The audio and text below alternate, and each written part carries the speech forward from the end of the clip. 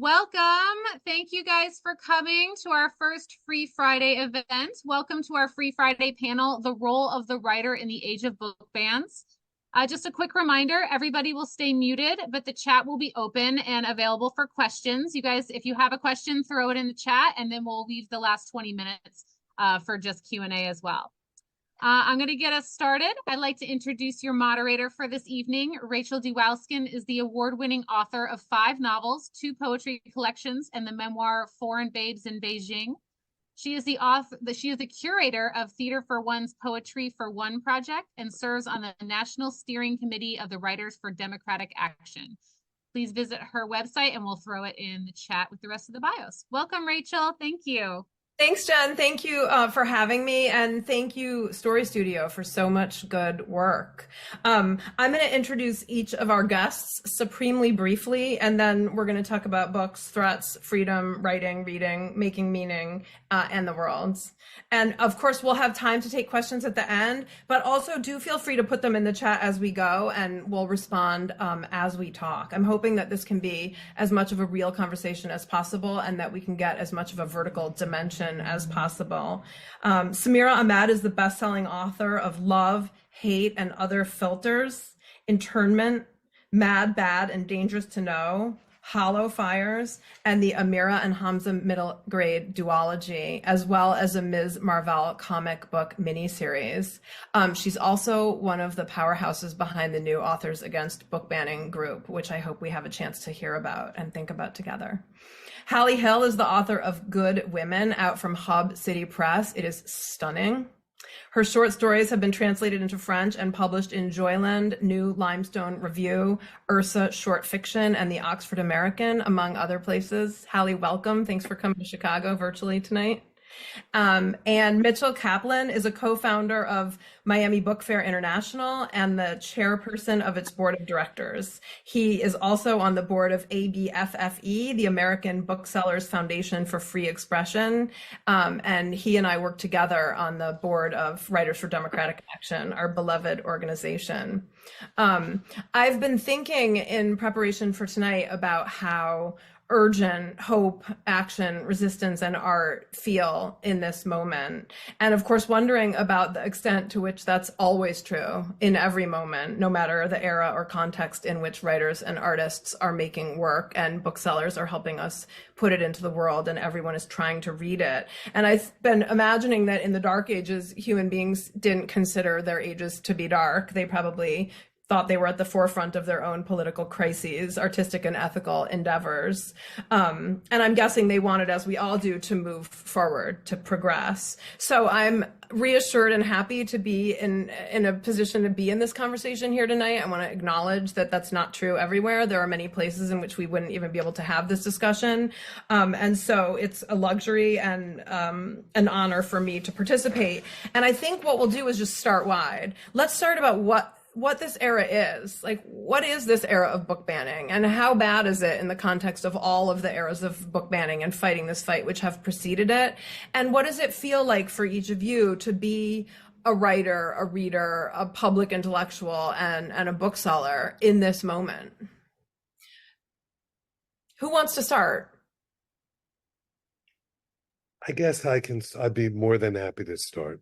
And Rachel and the whole group, I want to thank you for inviting me to be in front of you. I am a bookseller in Miami, and I've lived here virtually my whole life. And this new era of book banning and book restriction, to me, seems very, very different than previous eras. I mean, we've all lived through, we all haven't all lived through it. I mean, I'm older, so I've lived through certain things that were very, very, they seemed at the time extremely dangerous for all of us. And we were able to get through them.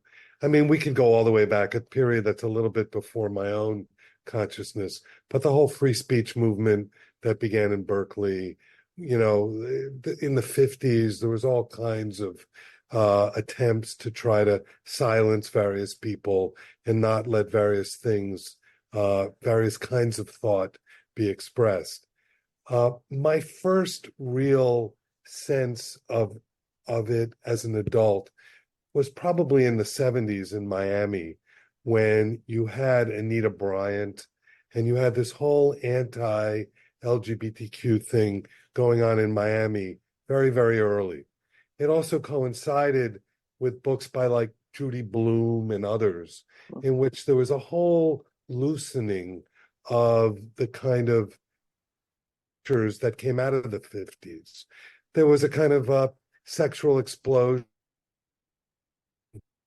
People can talk about themselves as individuals, uh, a strong movement.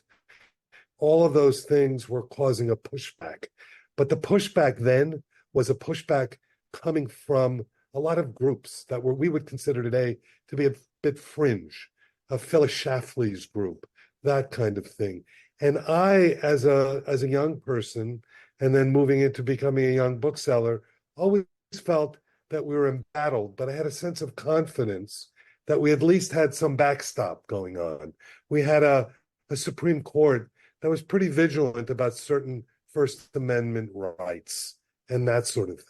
The new thing today that I'm finding, and the thing that I'm finding so troublesome and worries me so much, is that the laws now are coming from government. It's true censorship. It's that you've got state laws happening around the country, like we have in Florida, with DeSantis's Don't Say Gay bill and all the other things that are coming out of his kind of twisted sensibility, is causing a real chilling effect on what's happening in schools, what's happening with school boards, what's happening with public institutions. Mm-hmm. And at the same time, I am feeling real nervous about the fact that we don't have any backstop. We don't really have any kind of governmental agency or court system that is really, I feel, that is really going to be very protective in the end. So the only thing I can really hope for is that there will be a bubble bursting, because I do believe that a majority of all of us, probably a very large majority, doesn't really believe in any of this, anti-free speech stuff. And if we push back strong enough, I think the bubble will burst, is what I'm hoping. And that's what's giving me any kind of direction, is that we have to push back and push back very hard. Samir, are there that made some sense. Mm-hmm. Sorry, can you say that again, Rachel? I'm sorry. Just your books are being banned. I'm listening. Sure, yeah. So I write mostly for what it's like. So my books have been banned. There's also two forms of banning, and Mitch brought up the chilling effect. And one of the chilling effects is when people are self-censoring or soft banning, as I say, and a lot of my books are soft banned. I've heard stories from teachers from so many states, but they're also just bans, like in districts in Florida, Texas, Michigan, Missouri, Iowa, Kansas, Alabama, Mississippi. Those are some of the states where some districts have banned my books. And it's interesting because I feel like we have to fight this. I'm fighting it on so many different levels. I mean, I write for young people, and I think when the freedom to read is attacked, it's an attack on the fundamental liberties of every human being, right? And it's saying to young people, these stories about you that are, these stories that are windows and mirrors for you, people who look like you, your stories don't get to be on our shelves. Young queer kids, no, you can't check out these books because they're pornography. They are obscene because two boys are kissing. Black and brown kids, books that are showing, any form of like racism, police brutality. No, we can't have those on our shelves because they harm kids. And I think one thing that we know is when the right has said things like, we're trying to protect the kids. And like my first example of that is like when Tipper Gore, Al Gore's wife, was trying to label, obscene lyrics on albums because they were so harmful to our kids. We know that those people are not about protecting kids. protecting kids is like the last thing on their mind. What they want to do is impinge on all of our rights and impose their very narrow-minded, racist, homophobic beliefs on everyone. So I'm like hyped up about it, as you can tell. And I spoke in Michigan at a school board that had banned two of my books, Internment and Hollow Fires, alongside 200 others. Um, and I've spoken to teachers and librarians, and it's really, I mean, it is deeply disheartening to see how organized the right is on this, and leading the charge, like in Florida and other places, Moms for Liberty. um, and it really is. I think that the majority of people don't want that kind of censorship. Like, I certainly don't think that one parent has the right to tell um, what every single child can read. I mean, and so I think that very loud minority is organized, they're funded, and they're trying to attack these fundamental freedoms under the guise of things like parents' rights and protection of children. And we know those they're neither. They're doing neither. Hallie, what is it like where you are? Well, I think it goes a lot of ways. I feel grief as a debut writer, because I feel fear and worry. Um, I grew up in the South. I'm a fourth generation Appalachian. And so um, my public school library, or just the public library in general, can you hear me okay? Yeah. Okay. The public school library in general was actually where I was able to find resources about myself and my culture, my history, my people, where we come from. And so taking that away feels really painful. The other part, I think, with book banning right now is that it's really easy to shine a light and look down on the South as that being the region where maybe this kind of really bigoted and hateful ideology is coming out of. And so it's frustrating because I also see misconceptions about a region where I'm from, that maybe people like me or people where I'm from are fueling it, which gets in the way of the challenge of just trying to always assert like rich Southern intellectual life, rich Southern literature. So that's a lot of what I'm thinking about. I agree for children. I agree for anyone who has to go outside of their immediate life, immediate family to learn about themselves. Having that precious knowledge be revoked pains me, and gets me fired up too. So, yeah. Is it having an Can I effect? just speak to that? Oh, can I just actually add one thing to Hallie? I really am so happy that you talked about how there's this misconception that this is just from the South. I mean, if you look at PEN America, go to PEN America's website, they have all this data. There are active bans in 33 states that they've recorded, but I think we know factually that ban is actually bans are in every state. Mm-hmm. In the state of Illinois, where I live, we're actually one of the few states that have passed an any kind of laws to try to prevent book banning. Mm-hmm. But it's in blue states and red states. It is everywhere. And I think that's why it's so important for us to activate ourselves locally wherever we are. And like one of the top five, yes, Florida and Texas are the top two states, but Pennsylvania is in like the top 4 states in terms of book bans. So they really are everywhere, and it's important to dispel those myths. Absolutely. I also thought that I'm also been thinking that as if we needed another reason to feel like we need to push back. To me, the whole notion of book banning is the tip of an iceberg, which indicates a larger battle that we need to fight. Book banning is a very, very cynical attempt on behalf of these politicians, on behalf of, so many people who are kind of in power or trying to get power in order to manipulate their bases.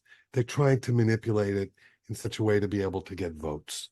And I think what we're seeing is really more so an attack certainly in the broadest way on democracy, in a more narrow way, which isn't so narrow, on public education itself. And I think that really is the ultimate goal. Because what's now happening in Florida is we don't only see books being banned, but we also see school boards adopting these really regressive curricula, curricula put out by the Prager Institute, curricula that is based on what they call classical education. We see it certainly in K through 12, but we in Florida have also seen it in universities, like what's happening at New College, which was a really terrific school, which they have now completely flipped, and they're trying to make it into a Hillsdale College along the lines of what Chris Rulfo really is looking to do. So this attack is a multi-pronged attack, and the notion of book banning and being able for a Moms for Liberty person to stand up and read out of context a paragraph from Gender Queer, they think that that will inflame their base enough to then open the door for everything else. The good news and the hopeful news is that DeSantis's message of turning the rest of the country into Florida didn't work. And it didn't work in Virginia. And there has been in places like Miami now and throughout all of Florida, there is gigantic pushback going on with writers, with educators. And what's beautiful is it's kind of there's a new coalition being developed that I think will be good for democracy in general. I'll give you just one little anecdote that I can. So we are doing a whole bunch of stuff, trying to kind of poke the bear a little bit in the Dade County Public School system. The people who work in the system are really excellent and really good and are really allies. So I was talking today to the guy in the Miami-Dade Public School system who's in charge of a lot of the libraries in elementary and middle school. And what he was telling me is that all of these laws have had the reverse effect among kids. It's made the library cool again among these kids, because kids want to be very, they want to go up against the man, right? They want to go up against the machine. So to them, it's going, I want to go to the library. So they're finding a renewed interest in doing all of that stuff, which I think is a hidden, we have allies everywhere, is I guess what I'm trying to say. But we need to really frame this in a larger context as well. I feel like those lyric labels also had that same effect. I don't recall as a kid looking at those and being like, nah, I won't buy this one. Yeah. Exactly. Can you talk a little bit about the intersection between art and activism? I mean, we're talking about how to activate, and I want to list all the ways. And I think about, Mitch, I'm sure you remember we had the conversation with Tracy D. Hall when she was heading up the ALA for one of our democracy book clubs at Writers for Democratic Action. And one of the she said many interesting things during that conversation. I'm reminded of two of them in this moment. One was that she linked the sorts of books which are always banned, like were banned during McCarthy era and are being banned now. And of course, it's always the BIPOC books and the books about the Holocaust. It's a certain kind of content they're trying to, delete or silence. And then the other interesting thing she said, which I've been thinking about listening to you guys, was that people actually feel mixed about the word censorship. They think, well, maybe censorship is a good thing if you're censoring bad content or if you're protecting people. But in general, in America, people greatly dislike the idea of banning and burning. And that makes me think about the question of sloganeering and of what messages art can convey without becoming propaganda, and how you think about making your work in the world, and whether art and activism are, can be a combination, or whether you're an artist in the morning and an activist in the afternoon. I mean, we're all doing all the things. And I just wonder how you guys think about the interactions between the work that you do as artists and the work that you do as activists. I think all art is political. So, sorry. I mean, to me, all art is political. And so I don't divorce or silo parts of myself. And I think when people say, well, no, my my book isn't political. I'm like, it actually is. Like when you're making a statement like this, that is actually in fact a political statement. I'm just a believer in like there is no neutral in stuff like this. And I also, I write for children. So I'm you know, to me, it doesn't mean that I'm making my books like an after school special, because God, that's like the worst thing that you could imagine. But still, just I think for so many of us, if you're BIPOC, if you're queer, if you're coming from any marginalized groups, the fact of our existence is political, um, and that can't be separate from who we are. Of course. And I think actually if you say your art is apolitical, you have assumed a default position which does not Yes. exist, and you've actually made a mistake. But Yes. all art is political, and also how do you do it? How do you make the middle grade book without making it an after school special? Without, I'm saying, how do you get enough nuance in so that you're not making propaganda, but you're also not a moral relativist, How do you make art that's nuanced enough in a moment like this to be complex and profound, but also be, I mean, not to be presumptuous, but be adequately politically radical to move the needle?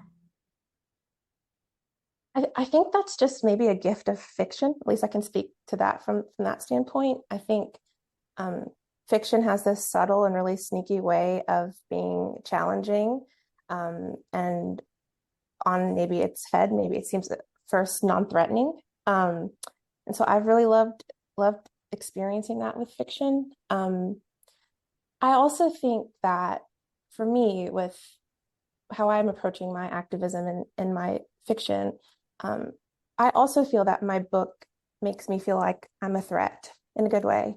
I write a lot about Black women fighting against whiteness. They're fighting against evangelical culture, purity culture. They're fighting against just shame. And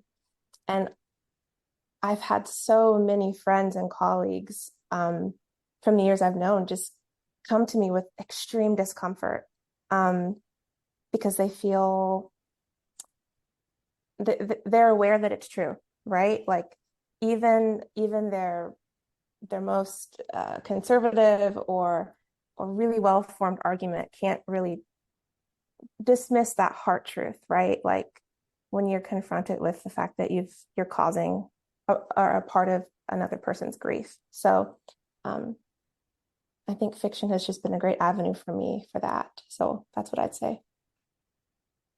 Along those lines, although I just sell books, I don't really write them and I read them. But to me, fiction, I really love what you said, Hallie, about fiction, because it's what always has appealed to me about fiction.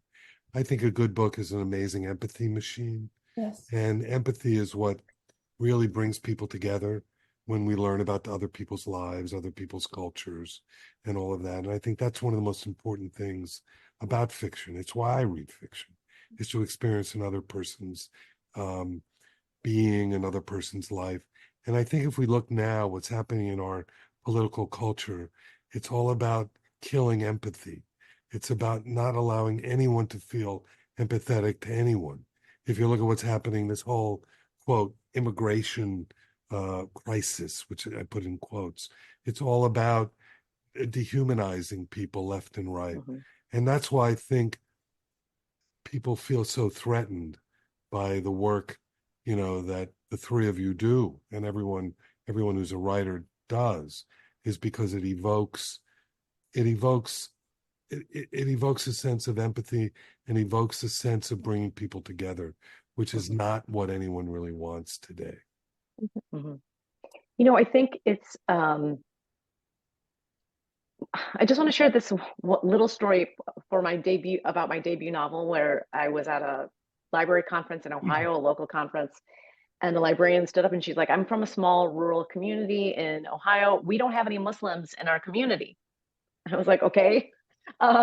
She's like, "But I think your book sounds interesting. So how do I convince my library director to let me purchase this book? Like, where does it go? What other books would I put it with?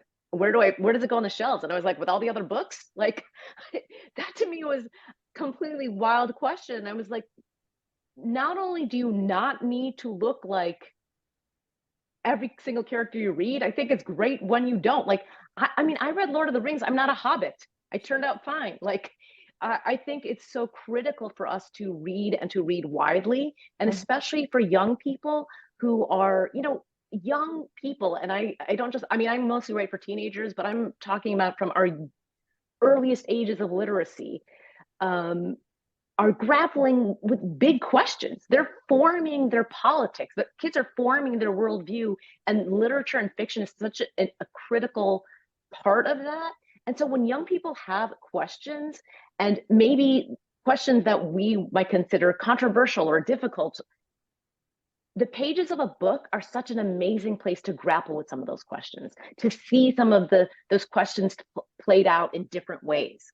And it's such an incredible, gift to be able to write for young people, because in large part because of that reason, because it's giving kids like a playing field, a safe space to ask questions, to have questions be answered, to challenge, normatives in a book which they are confronting in their own lives and are trying to figure out how to challenge in the real world.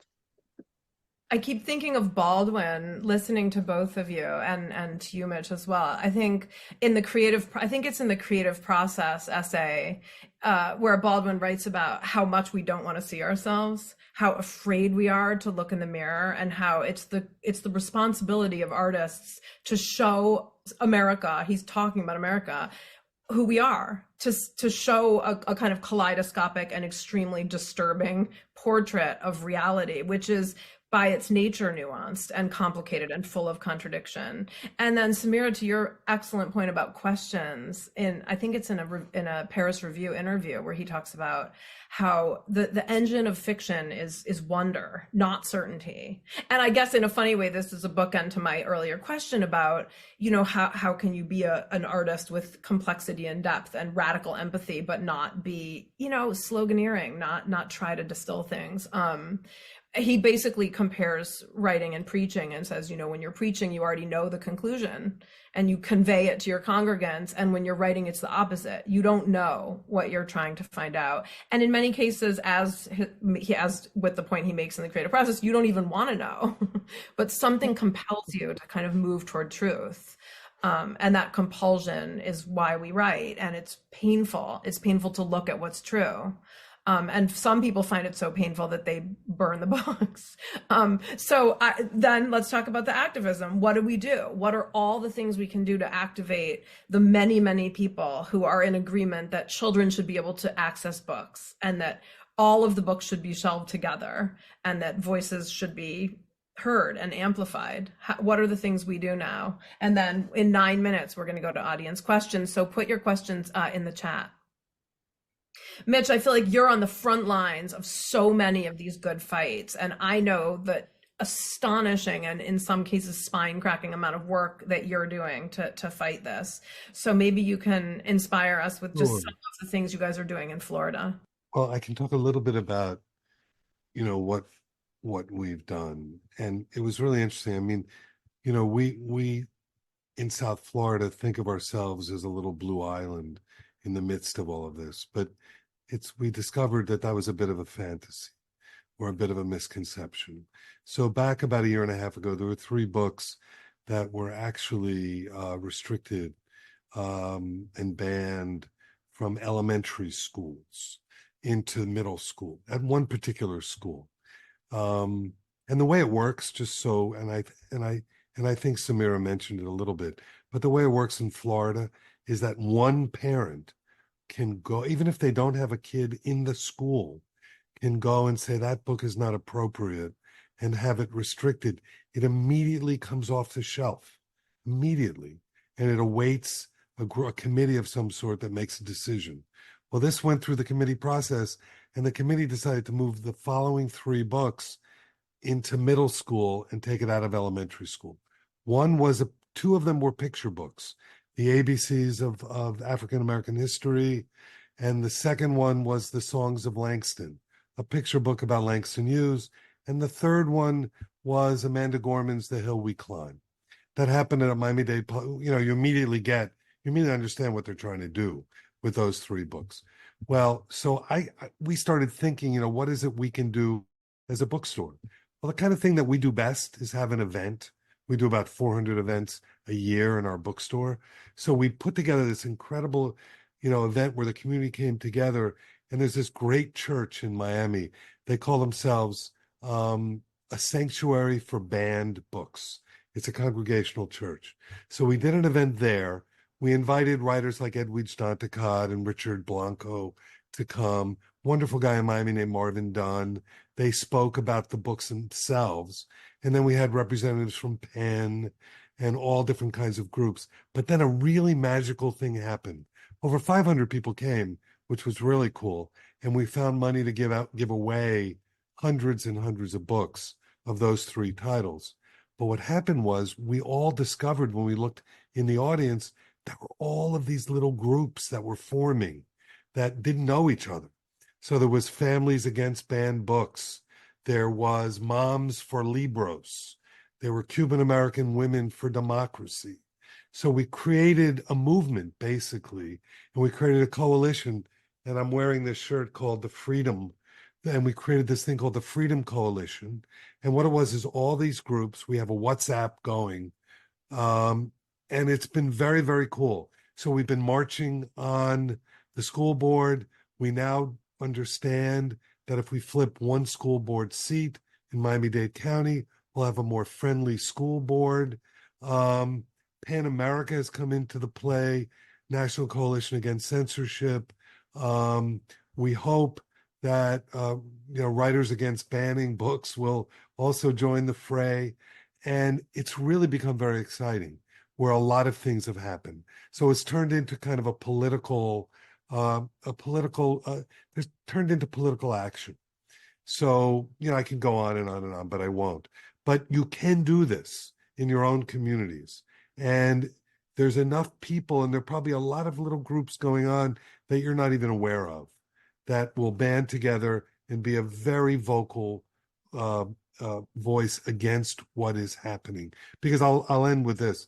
Moms for Liberty is a very narrow, small group.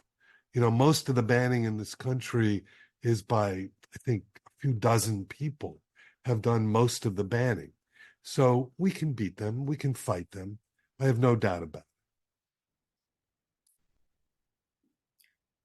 Samira, what about the work that you're doing? And you mentioned talking to a school board in Michigan. Yes. How do you get in there? So I would love for people to do this. So in areas where you have a school board that you vote for and that has like regular meetings, it's slightly different in like our biggest cities like New York, Chicago, although Chicago's going to have an elected school board soon, but it varies. But for most of those places, you have a school board which one has regular elections and is almost always some of the lowest turnout elections.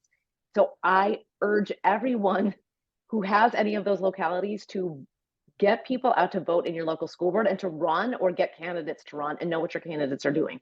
Sometimes those districts can be won by like 50 votes, like literally 50 people can put in one candidate versus another. And what is incredible in this district that I've spoken in Michigan is that there was a huge turnover on their school board where there were 4 new seats, and the person who became president of the school board was actually funded through the national through a national party, through the Republican Party, like from national funding for this tiny district that then tried to take out 200 of our seats to speak at a local school board. I'm not a local person in there, but most school boards have very specific rules and times that you can speak.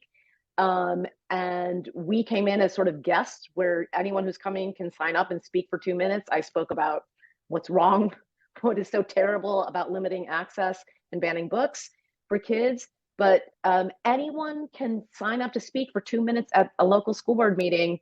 And at this school board, they had organized, like parents had organized, some were holding signs up about saying like, we support diverse books, we need diverse books, we don't want to have books banned. And others spoke to challenge the various school board members. And I think that it's so important. And as authors, one of the things that I found, which was so moving, is that at that school board meeting and again, we came with like sort of invitation from the local folks. Cause I don't want to be like, oh, she's the girl from Chicago or from New York coming into our town, telling us what to do. the local librarians and teachers asked us to come. They were so thankful and appreciative of the support. Like it is just, it's very powerful to realize that you are part of a bigger coalition that maybe you didn't even realize, that so many of us are together and that we can uplift our voices together. And I mean, it sounds a little bit kumbaya, but it really, it's important to, especially in places that are having these terrible challenges where, I mean, their librarians are being doxxed, their teachers were having like death threats left at their door. And this is in a small community where they all know each other. So I think the power of hope is so important, and hope is a verb, right? So we can give hope and create some of these sort of actions by going local, by making sure that we're voting, by knowing who's going to be on our library boards. Like in Illinois, yes, we do have like anti-book banning legislation. However, in the suburbs of Chicago, there's people who are trying to overturn that, who are running for library boards.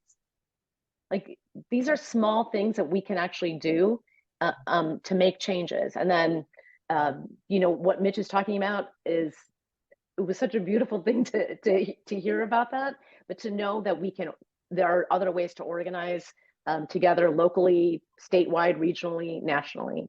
So we're trying to Authors Against Book Banning, which invites Authors Against Book Bans, and we invite all authors of any age group or whatever to join us. We want to be like your author army that can show up and help speak at these school boards, whether our books have been banned or not. And in fact, Maya, you mentioned genderqueer. Maya, her book, their book they are being banned everywhere. And so 5 or 10 authors are being asked to speak all the time. George Johnson and others, but all of us should be speaking about this. You know, there was, I think last year, PEN America noted, I think 3,600 different book bans and challenges. And that was equivalent to about 1,700 unique titles. So I think it's critical for authors to be speaking out whether your book has been banned or not, and especially if it's been not, because you are in a privileged position then. We have an audience question, which is a perfect follow-up to this, and it's from Greg Zimmerman. Greg, thanks. It's, what is your advice for talking directly one-on-one to someone who sincerely believes their child is being quote-unquote groomed by a book like Genderqueer? Is there even a point of consensus from which to start that conversation? Well, the way that I've dealt with it in the bookstore is, if a parent comes to me and talks about it in terms of the schools, I basically, most schools, almost every school allows the opt out for a parent. In other words, a parent does have choice about what their kid can read or not read. So you tell them basically what I've always said is, if you're not going to convince somebody, it's such an irrational kind of an argument that you're not going to convince somebody the opposite of that. But in terms of banning a book, what I've always said is, don't let them read it. You have the choice for your own kid, but do not make the choice for my kid. So that's kind of, if you just harp on the fact that it is about choice, and you do have a choice. You can deal with your kids any way you want, but don't try to ban it globally for every kid. If it goes beyond that, if they begin to see that, you can then talk about, how important or unimportant, or not unimportant, but how important it is for kids to be able to see themselves in the books that they read. But that sometimes never elevates to that point with that kind of an attitude. I wonder if the writers, if you guys have a different sense or view of what might be a magic bullet that could work for someone like that. It's hard. I mean, honestly, I'm sorry to be cynical, but I don't have a magical bullet for that, and I have limited energy. And so my energy is being used to activate the majority people who I know I can convince. I think what Mitch said, which is saying, okay, I understand, but you don't want your kid to read this book. I don't have the power to go into your house and give this book to your kid, but you don't have a right to ban it for every single kid and every single parent. Even though personally, I feel like, especially for queer kids, those parents who are preventing their kid from having, a book which they deem pornographic or grooming because, of the mere presence of queer characters. I mean, I'm so deeply sad for that kid who needs that book, because sometimes a book can save your life when you can see yourself in it. And that's why I limiting access to me is also so painful for those kids, because maybe the library, this little nook in the library, is the only place where they can take that book and look at it. Or maybe in Mitch's bookstore Yeah, is one of the only. we don't limit anyone. There's a really wonderful Yeah. story that I read recently. It was an older bookseller who's retiring, and he was telling one of the greatest moments that he had. He was a very young bookseller, and Judy Blume's "Are You There, God? It's Me, Margaret" was already out, and he had sold it to this young woman, this young girl, earlier, a week or two before the following happened. The girl's mother came in and said, "How dare you sell this book to my daughter? What right do you have to sell this book?" And he was a little flummoxed. He was a first-time bookseller, didn't quite know what to say, but he took the book back and gave them back their money. But he was extremely happy to see that the book was completely well thumbed through and read with underlines and stuff. So, that's the role that we have. We have to be a little gorilla-like in the way we do things. But I agree with you, Samira. We don't have enough energy to really get involved in those kinds of arguments that are completely off the wall, completely irrational. But we have to navigate a little bit in order to bring people together, and that's this whole idea of empathy. One of the things we're trying to do as a bookstore, I want to begin to have empathy events and all that sort of thing, where different people sit at a table with people they have no idea who they are, where they came from, who they are, and let them just begin to talk to one another. That to me is a really important thing as well. So it's hard. Hallie. Well, I, I I agree. I don't know that I have a magic bullet, but this may be kind of veering off, but going back to maybe the question about your own personal advocacy, I do think small is okay. I think intentionality goes a long way. And so I'm fortunate to be a mentor to a young woman. And so we write and read together. And if she really wants a book and she can't afford it, and thankfully her parents are okay, I would buy the book and send it to her. We're always talking and writing and reading together. And I'm always trying to encourage her as a youthful person, as a young person, to voice her opinions about book bans and her opinions about what books are changing her, and to write herself. So my contribution, hopefully, is just being a longtime mentor to a really smart young woman, a really smart Black young woman who I think is probably wiser than me, and wrestling with the questions with her. And so that's something that I think has been meaningful for both of us. Beautiful. Thank you for sharing that. It's really, really Such a profound and good point, too.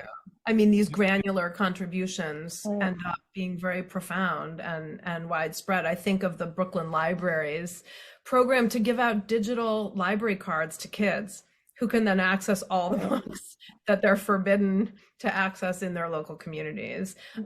And I feel like this is one, they're like little, it's a constellation. These are little points of light. There's a question in the chat that I think is an interesting and potentially lightning rod kind of question, which is about whether, Ray Rodriguez, thank you for the question. It's about whether having your book banned increases sales. Like, is there some, let me see the exact wording. Do the book bans increase book sales of those books? Is the answer to keep writing and publishing? Well, the answer is always to keep writing and publishing. That's always a big yes. Does it increase book sales? I can tell you personally, no, it does not. I again write for teens, and so when my book is banned or removed from, whether it's from school libraries or even from curriculums, like my book has been removed from curriculum. I've been canceled at school events where the school has asked me to come. One school canceled me 1 hour before a contracted speaking event where I was supposed to come and speak to the school 1 hour before, because they told me my presence created safety concerns for the students. And I just want to say that I was appearing via Zoom. So that's not helping sell my books there. And it means that those teachers are probably not going to be able to incorporate it in any way in their curriculum. So if you go into a bookstore, like indie bookstores are actually great at having like a diverse array of books in the store, and also on the front table when they're doing, banned books, because those booksellers are actually have read the books, they're talking about the books. But sometimes when you go into these larger big box bookstores, you'll see that the banned book table is like Catcher in the Rye, and like I was like, Catcher in the Rye has been selling okay for a long time, so that those sales are for Catcher in the Rye are going to continue. But those 1,700 books that have been banned, in individual titles that have been banned last year, I guarantee you that most of them are not having increased book sales. What did you do, by the way? So the Zoom just didn't happen? Did you The Zoom ask didn't happen. and what the safety threat was? No, well, in fact, they didn't even tell me directly. They kept it was through my booking agent, and they just were refusing to tell us the reason. And they eventually said they would only tell us the reason if we called them, because they didn't want to put it in writing. But then they eventually told another author, who then challenged them, who had visited their school, and was like, I disagree with what's happened here and how she's been censored. What's going on? So we found it out through a roundabout way. They wouldn't tell us that directly. But I mean, I also was just canceled at this school in Ohio that invited me.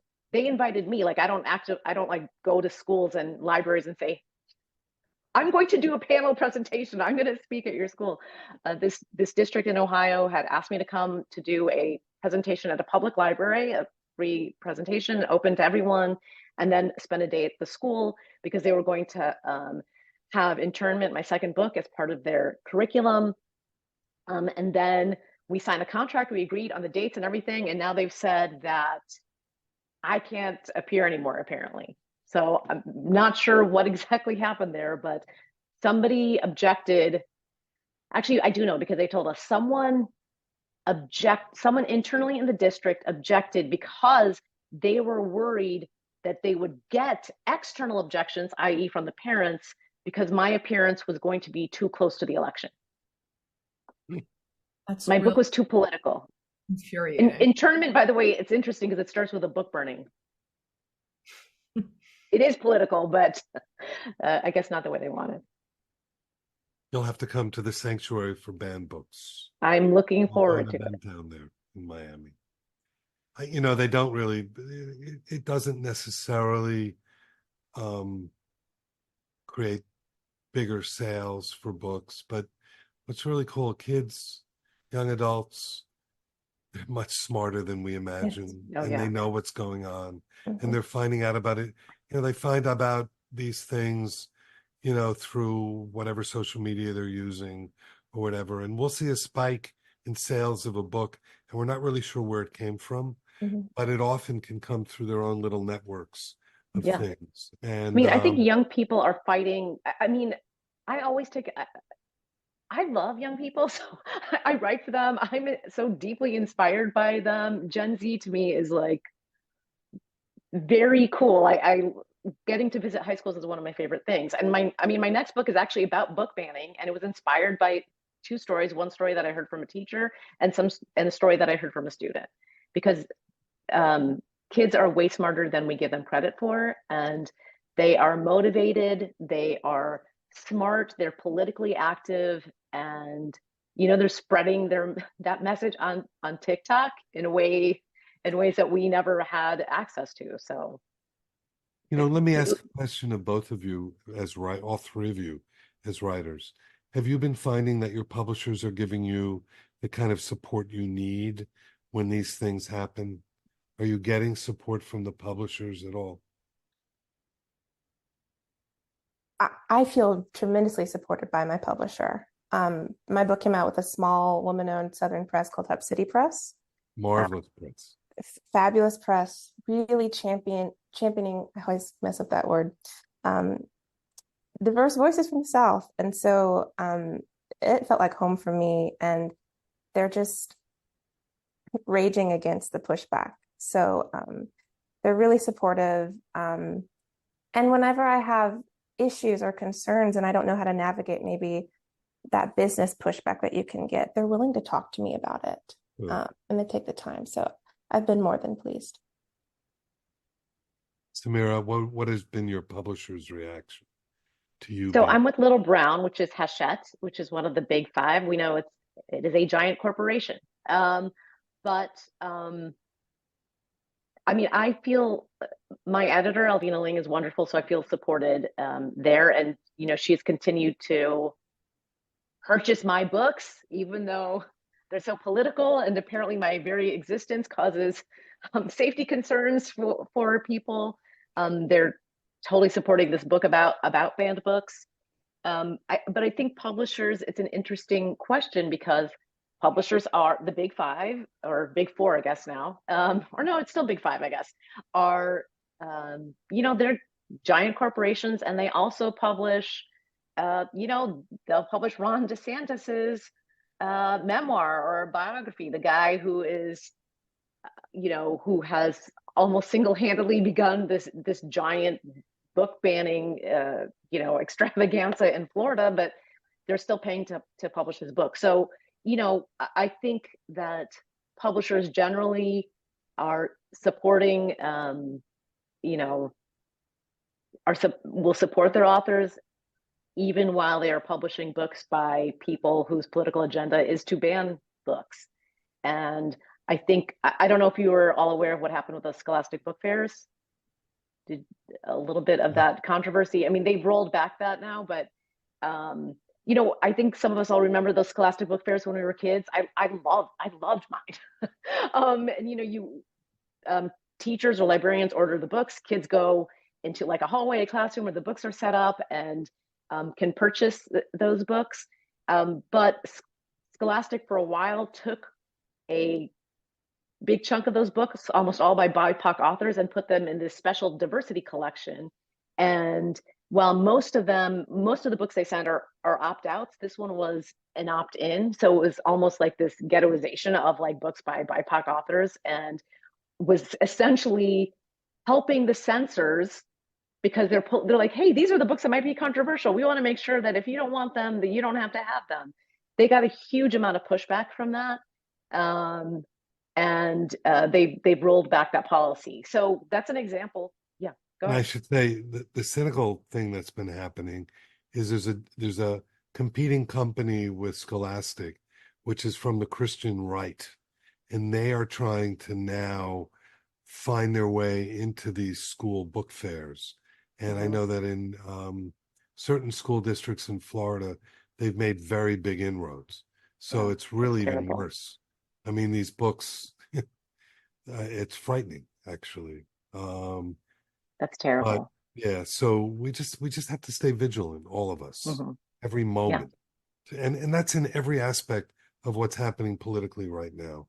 We just have to be, this is going to be a really, really tumultuous year, I feel, because we're going to really have to link arms and make sure that certain things, certain results don't come to pass, because if they do, we're going to be in more danger than we are now.